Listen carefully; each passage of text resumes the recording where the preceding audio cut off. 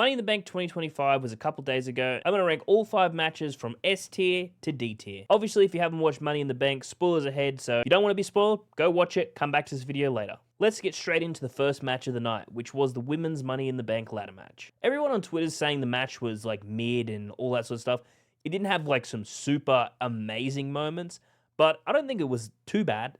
I'd probably honestly give it like a 6 or a 7. It was pretty good. It's probably not the best match of the night compared to the other ones. I will agree that the thing that actually won it over was the winner, which was Naomi. But overall, the match was not that bad, personally. All the women in this match actually did really well, even if there was a couple of stuff-ups with the ladders themselves, like when Roxanne and Julia tried to slam the ladder down on Rhea Ripley. It is a live performance. Things are going to happen. People say it's a botch. Who cares? It happens. It's professional wrestling.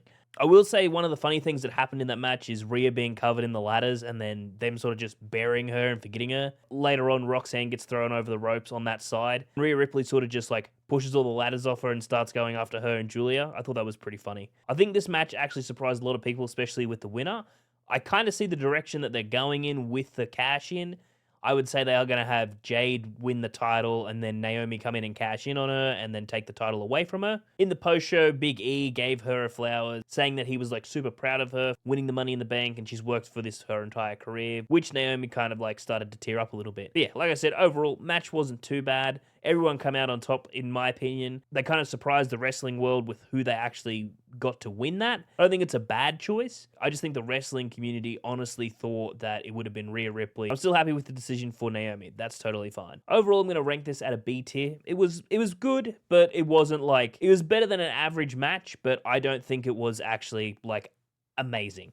Next match, we had Dominic Mysterio versus Octagon Jr. for the Intercontinental title. This was kind of a bit of a squash match for Dom, give him more title defenses and whatnot, but overall, it wasn't like a bad match. It was actually a very quick match, like I said. It only lasted about 6 minutes or something like that, so it was pretty quick compared to all the other ones. Overall, Octagon Jr. actually had like some pretty good moves and whatnot. Obviously, he wrestled at Worlds Collide earlier on in the day in a 6-man tag. Octagon Jr. and Dom actually put on a quick little match. Obviously, Dom coming out victorious.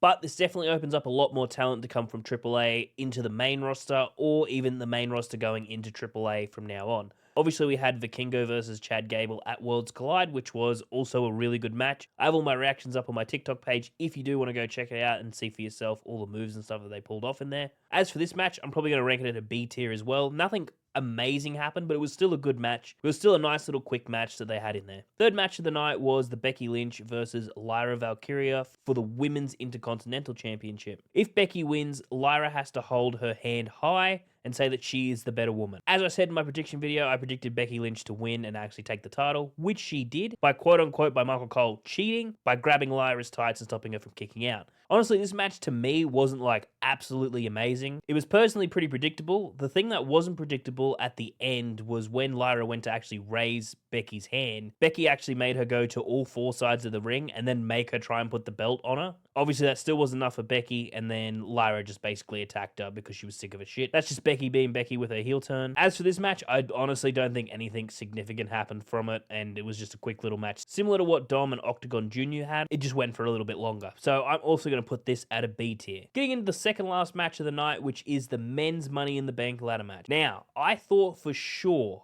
if it wasn't Seth that was going to win, it was going to be Logan Paul and John Cena. I thought for sure that they'd come in, crash it, similar to 2019 when Lesnar crashed the actual ladder match, took the briefcase and won. I honestly thought that Logan Paul and John Cena were going to come out, ruin wrestling, and have Logan Paul take the briefcase and actually cash in on Jay during their match. I think would have possibly made a better Money in the Bank, but then they also would have lost the contract straight away. Getting off topic, the match itself wasn't too bad. Everyone outperformed. I didn't want Grande Americano to win, but that little segment that he had with LA Knight being thrown up to the ladder and then going across and headbutting Penta with the steel in his mask again was honestly probably the best segment that I've seen out of the Money in the Bank matches, other than the Code Reds in the women match. Overall, this match was probably at an A tier just from that segment. That segment alone with the Starbucks drink honestly put it above B. I would have honestly put this one into B tier as well, but overall this match had some pretty good segments in it. We had Bron Breakker and Bronson Reed come out. We had Bron Breakker literally come out and spear the living hell out of the Starbucks drink. Not before long, Jacob Fatu and JC Mateo would come out and they'd have a face-off and a little battle in the ring. After JC basically did nothing and Jacob Fatu cleaned up the rest of them, he put the ladder down for Solo to actually climb up. Solo starts climbing up and then Jacob actually turns on Solo and screws him from getting the briefcase. And Jacob saying, "I hate you, Solo," honestly unlocked a whole bunch of new memes, which is pretty good.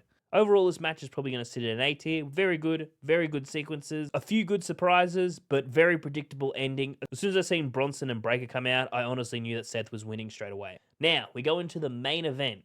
I'm just going to say this now. This is going at A tier straight away. It was honestly a pretty average match, all the way up till John Cena and Logan Paul had a little disagreement and their egos got in the way and they tagged Jey Uso in. Other than that, they had Logan Paul do a sick-ass flip and probably just made another video on TikTok of him doing the transition, which was sick. And then the WWE Universe finally getting R-Truth back. Like I said, if you didn't see it, R-Truth come back into the ring and hit John Cena over the head while the ref obviously wasn't looking with the undisputed title and then just dipped. From reports of what I've seen today, WWE have been trying to get in contact with Truth for like the last week since his release, but he wasn't answering any phone calls until Nick Khan called him personally and said they want him back. I don't think the R-Truth deal is for very long, but I do think it might be his last run. Mainly because he's not actually going under the R-Truth name. He's going to be going under Ron Killings, which is his actual real name. I've also seen tweets today that the reason for his name change was because he wants to be able to use his personal name when he goes to like indie events or goes over to TNA. I don't know how true that is, but if it is, I wish him the best of luck. Obviously, his contract's not going to be for very long. I don't think his contract's going to be for very long, as I think he does want to step away from WWE and do his own sort of thing. If you guys did enjoy, be sure to hit the like, subscribe. I'll see you guys in the next video.